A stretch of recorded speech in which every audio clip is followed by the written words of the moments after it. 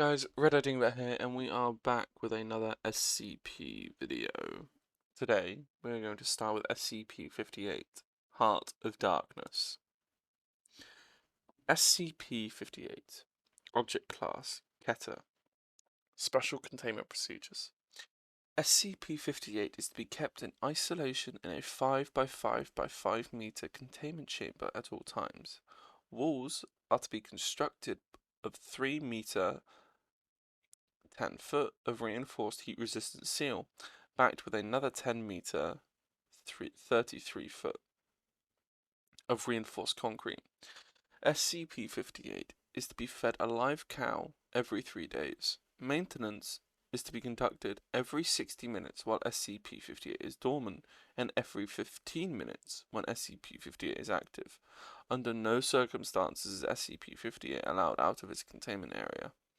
SCP-58 is to be audio recorded at all times. No personnel are to listen to SCP-58 for more than 30 minutes at a time.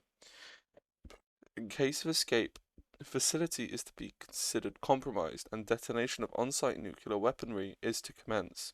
To date, SCP-58 has been responsible for the death of at least 149 Class D personnel and 14 agents at its current site.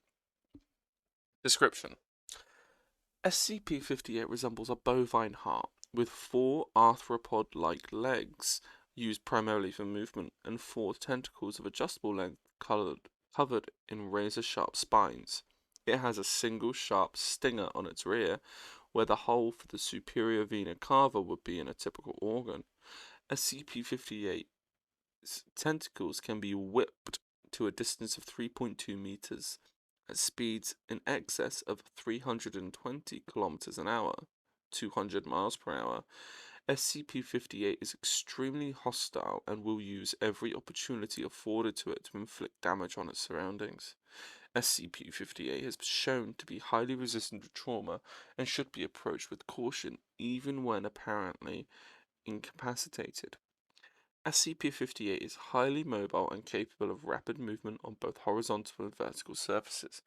It has been recorded at reaching speeds of approximately 90 km an hour, 55 miles per hour, in short bursts, covering distance up to 200 meters, 656 feet, and has the ability to accelerate from 0 to 90 km an hour, 55 miles per hour, in less than 2 seconds.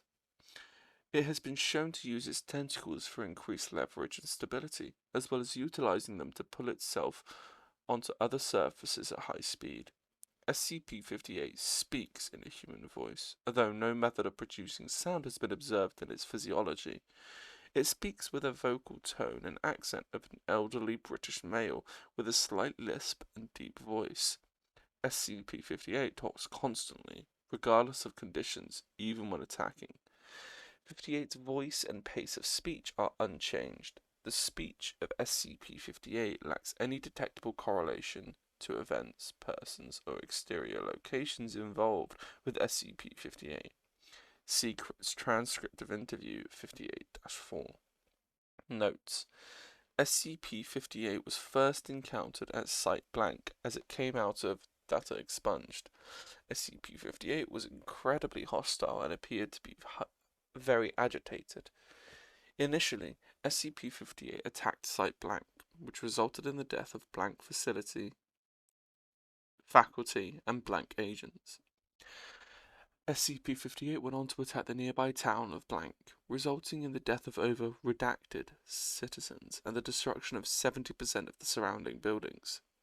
Post-breach analysis determined the majority of the deaths were attributed to fire and fire-related injuries, resulting from a widespread stinger fluid by SCP-58 from a large structure. This is also blamed for a majority of structural damage. Blank by SCP-58 accounts for only 8% of deaths, with major evidence data expunged. SCP-58 was finally contained after being crushed and incapacitated by a large amount of masonry from a building that had been collapsed on it. SCP-58 was then extracted and transported to Blank by agents and MTF teams. SCP-58 was contained at blank for 3 weeks, during which it made minimal attempts to move, attributed to both physical damage and bloating from blank. During the initial breach incident, testing during this period was limited, with SCP-58 still remaining a high threat level, even in its impaired state. SCP-58 breached containment on blank during an attempted transfer to an SCP containment facility, causing multiple deaths and injuries. SCP-58 was eventually incapacitated by Agent Blank, who managed to subdue SCP-58 by running it over with an M1 tank, pinning it beneath the armored vehicle. SCP-58 was subsequently secured and transported to Armored Biocontainment Area 14. Addendum. The SCP-1175 containment team has observed significant agitation in 1175-2 on a number of dates that coincide with prolonged breaches of SCP-58's containment. Additionally, personnel assigned to AI-2471-GH2's maintenance have been reported inexplicable heart palpitations during similar timeframes. Investigation into possible connection is pending RISA approval. Transcript of interview 58-4. SCP-58. I had dreams of queen wonders that lived inside the hearts of love and silent testaments of all the elderly that I knew were once whole. What, Dr. Johnson? What is your name? I seek the revelation of all that is holy, told to the unwise in the dreams of cold embers and sunlight that fade across the lakes of black blood and snakes that eat the loaves of children and lamb trees in autumn. What is your name? Endless suffering is the woe of ignorant men who never lack to seek the depths of their own heart and only see the wealth of a poor world suffering to flay its own back and knife wounds of silver and brutal gladness. Where are you from? The nightmare is a dream to the nameless slug that wanders across the minefield in the remains of deer and kings. Personnel D067. This is some creepy ass. D067 cuts off into screaming. Nightshade is shadows in all honest blinks that sort through the vial of newborn plagues. Instant warmth is a mother's milk in dreams before something was ever evil. Personnel D67 continues screaming. Let him go! In seconds the sun is beating like drums in hearts at ear. In all hearts eat the ear of noise. Personnel D67 screaming is cut short abruptly. The sensual violence of lust and all assurance you will never need to know the worth of life. End log. So that was SCP-58. Now we are on to SCP-59, radioactive mineral. SCP-58 is kind of it's a monster that always talks and is pretty much unstoppable unless you put a tank on it. I mean, it's a heart that kills everyone. I don't know what you want me to say to that. But radioactive mineral. Item, SCP-59. Object class, Keter. Special containment procedure. A single specimen of SCP-59 is to be kept at Site 11B inside a graded Z laminate shielding box composed of depleted uranium, tantalum, tin, steel, copper, and aluminum. Surrounding SCP-59's containment box is a 7x7x7 meter sealed as a level 4 biohazard area and surrounded by 3 centimeters of lead shielding. This area is to be sprayed daily with a solution of methyl isocyanate to prevent overgrowth of SCP-59-1. Personnel entering an SCP-59 affected area are cautioned to wear appropriate biohazard protection as well as a Type K-59B radiation shielding. They are to remain in the area for no longer than 15 minutes as the radiation shielding is only partially effective.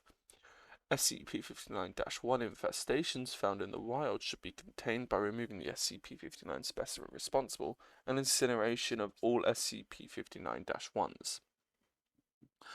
Large underground infestations are best neutralized by fuel-air thermobaric explosives. Additional specimens of SCP-059 are not needed for experimentation and should be transported to Site 11B for incineration by plasma arc at 10,000 Kelvin. Description: SCP-059 is a radioactive mineral of unknown origin, superficially resembling scheelite. A component of SCP-059 is believed to originate in an alternate universe and to be responsible for its anomalous properties. In addition to alpha, beta, and gamma radiation, SCP-059 specimens produce a previously unknown type of radiation, apparently unique to the object, tentatively designated as delta radiation. Delta radiation is accompanied by Cherenkov radiation, visible as a blue glow. Delta radiation is only partially contained by standard radiation shielding. The best results have been obtained by using graded Z laminate shielding with an additional super-dense metal layer. This reduces the effective range of delta radiation from approximately 20 meters to approximately 6 meters. When an area is exposed to delta radiation for more than 15 minutes, an unknown species of fungus, designated 59-1, begins to grow on any exposed surfaces. This fungus does not require any standard nutrition, but will die within 24 hours of removal from a delta radiation source. 59-1 is itself radioactive, but does not emit delta radiation. However, if a critical mass, approximately blank kilograms/meters cubed, of SCP-59-1 is allowed to grow, delta radiation from an unknown source other than SCP-59 would appear in the area, further supporting 59-1's growth. Interested readers may consult Dr. Blank for his theories of space-time stress and merger of alternate reality. Within 18 hours, the infected mass will become transparent and disappear, presumably into the universe of its source of delta radiation. The process then continues, with 59-1 infecting new material. 59-1 will infect both living beings and inanimate objects. Humans and animals affected with 59-1 will become immune to the effects of ionizing radiation, but progressively merge with 59-1, and eventually have all tissues replaced by fungal growth. While generally non-violent, they will attempt to expose unaffected individuals to 59. 59-1 infections do not appear to be directly contagious, but only spread through contact with delta radiation. However, long-term exposure to 59-1 has not been adequately tested to rule out considering it a biohazard, as well as a known radiation hazard. Infected individuals still capable of communication describe seeing a world entirely covered with 59-1, where much of the surface is composed of SCP-59. It is unclear whether this is a hallucination or a view into the source of 59. Infectees are generally pleased with their condition and often refer to being in the blue light of heaven. 59-1 is affected by most fungicide, but new growths will continue as long as 59 is present. Early stage 59-1 infections on humans may be treated with riscovalin. However, the treatment is 90% likely to lead to the death by radiation poisoning. Treated individuals lose their immunity to radiation and will already have absorbed a now lethal dose prior to the treatment. Late-stage treatment should not be attempted, as too much tissue will already be converted to SCP-59-1, that expunged. The remains of failed treatment should be kept out of range of 59, otherwise data expunged.